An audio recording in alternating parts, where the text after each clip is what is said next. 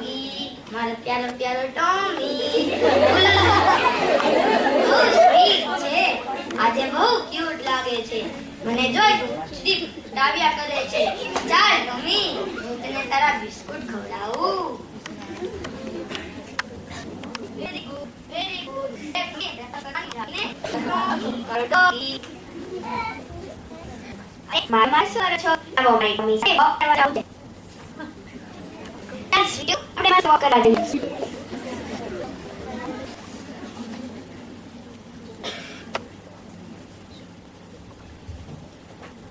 આગળ ટોમી, ચાલ ટોમી, આપણે બંને સાથે વાહ વાહ, તેના પુત્ર પણ નસીબદાર છે. કેમ મળી કેવી રહ્યા? તો શું અનાજ તનેથી મળતો તે કેમ પુત્રને મળી જાય છે? આવું સારું કે માં બહુ પુત્રને ખવડાવે, મળે, ફરોલે. તારે દીકરાને તો કામે મેં ખખડા.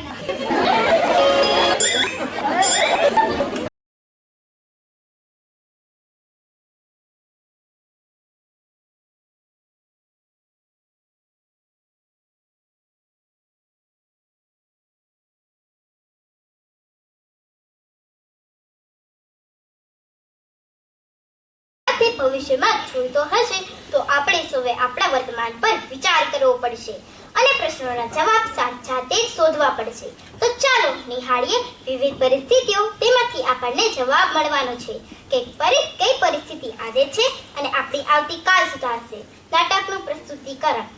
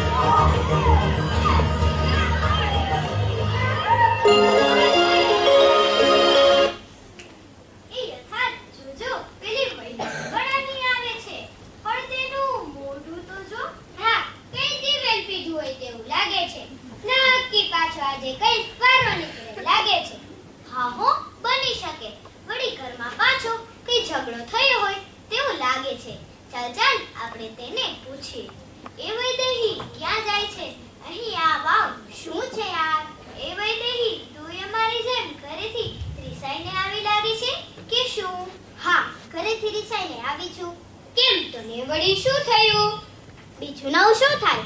જ્યારે હોય ત્યારે પપ્પા વાતમાં ખીજાય. મમ્મી મારી વાત સાંભળતા નથી, સાંભળે તો સમજતા નથી. એમાં શું વળી, અમારી પણ તેવી જ હાલત છે. અરે મારા મમ્મી તો આખો દિવસ એક જ વાત કર્યા કરે કે ગરમ ચીપીઓ ચમકાવી દઈશ. તેની સાથે કઈ વાત પણ નથી કરી શકતો. આહો, મારા મમ્મી પણ મને એમ જ કહેતા હોય છે કે એક વેલણ પડી જશે. જો હું તો કહેતો કે બધે આવું જ હોય છે દોસ્ત. મારા મમ્મી પપ્પા પણ એમ કહેતા હોય છે કે આપણે મહેનત કરીને મરી જઈએ, પરંતુ તેની અપેક્ષા કોઈ દિવસ કરતી જ નથી ને. 98 માર્ક્સ આવે તો પણ કહે શું કેમ ના આવ્યા? તારાથી વધારે માર્ક્સ કોને કોને આવ્યા છે? તું કેમ તેટલા માર્ક્સ નથી લાવ્યો? ગમે મહેનત કરે પરંતુ અંતે તો આવું જ પૂછે. તો શું કરવું? હા માનવ, આપણે આપણી કેપેસિટી પ્રમાણે કરતા હોય, પણ તે પણ આપણે એકલા લડતા હોય અને રોજ વળી ઘરમાંથી કહે ભણજે હો બરાબર ભણજે. અરે દોસ્ત, મારા મમ્મી પણ તેવા જ છે. આખો દિવસ કામમાં હોય અને નવરા પડે એટલે બહેનપણી સાથે વાતો કરશે, મોબાઈલમાં સમય કાઢશે અથવા બહાર શોપિંગ કરવા જશે. અને જો હું કહું કે મારે નકશાપોથી લેવી છે, ચાલો ને મારી સાથે, તો વળી કહેશે મારી પાસે અત્યારે સમય નથી, જા તું જાતે લઈ આવ. અને જો હું કહું કે મને તેમાં સમજ જ નથી પડતી, તો વળી કહેશે તો ભણવા શા માટે જાવ છો? અને જો ભૂલથી પર ટીચરની ફરિયાદ આવી એટલે તરત જ પપ્પા પાસે ધરી દેશે કે લો આ તમારો હીરો સ્કૂલમાં લોચા મારીને આવ્યો છે. અને પછી જો મારો વારો કાઢે કે મને તો એ જ નથી સમજાતું કે આમાં આપણો વાંક શું.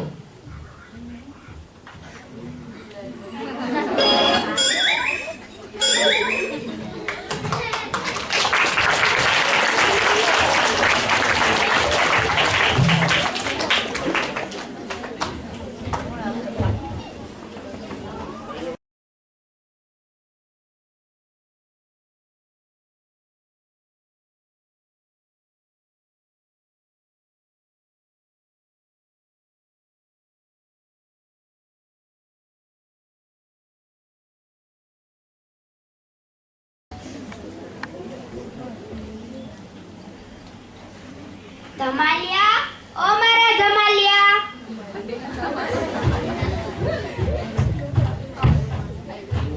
મમ્મી, તું મને ધમાલિયો કેમ કહે છે? અમસ્તાજ, એ તો તું સતત કઈ ને કઈ પ્રવૃત્તિઓ કરતો રહે છે તેથી. તને નથી ગમતું તો હવે હું નહીં કહું તને ધમાલિયો, બસ.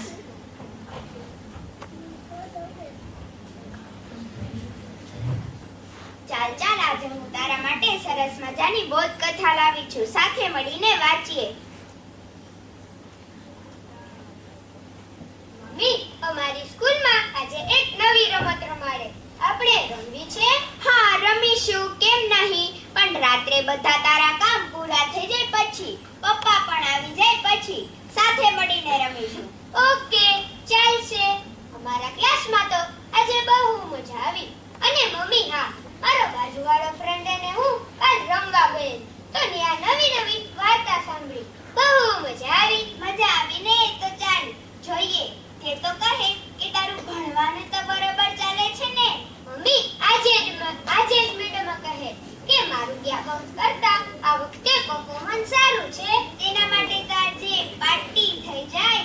બોલ, શું જમીશ આજે રાત્રે? તારી જે ઈચ્છા હોય તે બનાવવું આજે. પાક્કું મમ્મી, તો હું પણ તેમાં મદદ કરું ને? હા, કેમ નહીં, કારણ કે મારે પણ આજે જ તારા મેડમ સાથે વાત થઈ કે જો તું આવી જ રીતે સતત ધ્યાન આપીશ તો નક્કી મોટો માણસ બનીશ.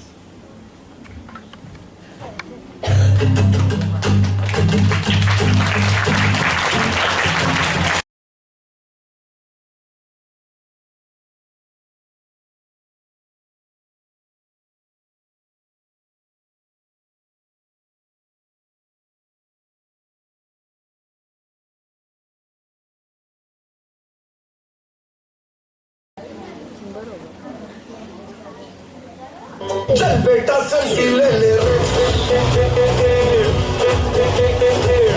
चल बेटा सेल्फी ले ले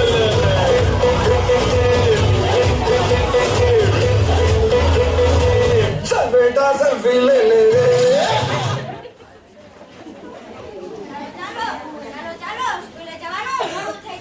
આપણે બધા ત્યાં ક્લાસમાં મળીએ. આવજો, આવજો.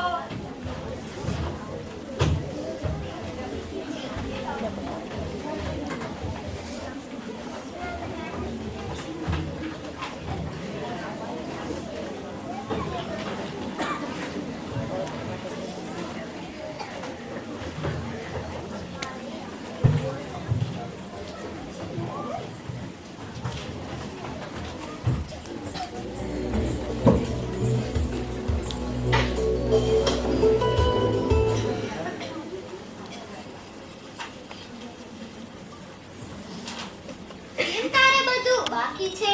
નથી તારું CW પૂરું કે નથી HW? કેમ વારંવાર આવું થાય છે? ગઈકાલે હું ને મારા મમ્મી બજારમાં ગયેલ, મોડા આવે તેથી બધું બાકી રહી ગયેલ. અત્યારે આપેલ કાર્ય પણ પૂરું નથી થતું. તારે જલ્દી લખો, નહીંતર બધું ઘરે જ પૂરું કરવું પડશે. હાલો હાલો, ઝડપથી પૂરું કરીએ, નહીં તો ઘરે જઈને મમ્મી રમવા નહીં જવા દે. ટીવી અને મોબાઈલ પણ નહીં જોવાનું. અરે હા, આ રવિવારે મારા પપ્પા તો મને બહાર ફરવા પણ નહીં લઈ જાય. બરાબર છે, તમારા બંનેની વાતચીત બરાબર છે. શું થયું મેમ? તમારા મિત્રો ગીત અને દેવ વાતો કરે છે કે જો તેમનું કાર્ય પૂરું નહીં થાય તો મમ્મી રમવાની, ટીવી, મોબાઈલની ના પાડશે અને બહાર ફરવા પણ નહીં જવાય. તેમને ખબર છે કે જો તેમનું કાર્ય પૂરું નહીં થાય તો શું પરિણામ આવશે. આપણે આવતીકાલ એટલે કે ભવિષ્યમાં જે જોઈતું હોય તેનું કામ આજે જ કરવું પડે. હજુ તો આવતીકાલની વાર છે. તેમ કરી કરીને આજે જે કામ નહીં થાય તેમ થતું હશે તો આપણી આવતીકાલ સુધરશે નહીં.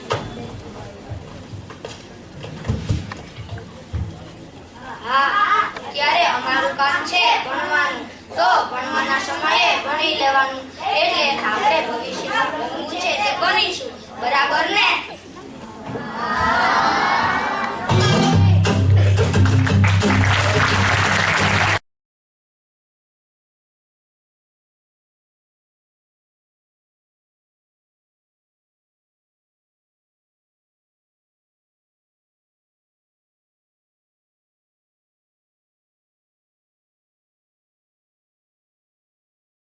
દુનિયામાં વાવાઝોડું કેમ ફૂંકાવા લાગ્યું છે? તમે કોણ? હું છું તમારી આજને આવતીકાલ સાથે જોડતો સેતુ. મને જવાબ આપો સનતભાઈ, બાળકો રખડપટ્ટીના રવાડે કેમ ચડી જાય છે? મને તો કાંઈ સમજાતું નથી. બાળકની સંવેદનશીલતાને જ્યાં ધક્કો પહોંચે છે ત્યાં જ વિપરીત પરિણામો જોવા મળે છે.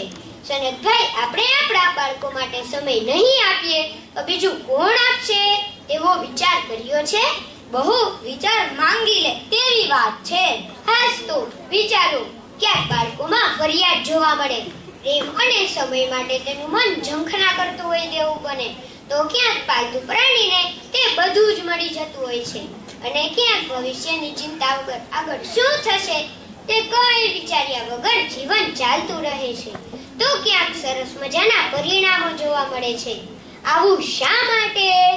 આવું એટલા માટે કે આજે જે બાળક અને વડીલો વચ્ચે જે નાની ગેપ પડી છે તે આગળ જઈને ભારે ખમ ગેપ બની જશે. પછી બાળકો કોઈ પણની વાત નહીં સાંભળે કે નહીં સમજે. એવું ક્યારેય ન બને. પણ આ જ એક વળવું સત્ય છે કે જો વ્યક્તિ વચ્ચે ગેપ આવે તો તે કુસંગે ચડી જાય, કુટુંબથી છૂટતો પડી જાય અને દુનિયાની અંધારી ગળતામાં ધકેલાઈ જાય છે. પછી અજાણતામાં આપણે મોટેરા એ પાપના ભાગીદાર બની જઈએ છીએ. બસ બંધ કરો તમારી વાતો. તો પછી પ્રતિજ્ઞા લો કે આપણે એકબીજા માટે સમય આપીશું, પ્રોત્સાહન આપીશું, બાળકોની ઉપેક્ષા નહીં કરીએ પણ તેના અસ્તિત્વને પળે પળે વધાવીશું. અમારી આ જ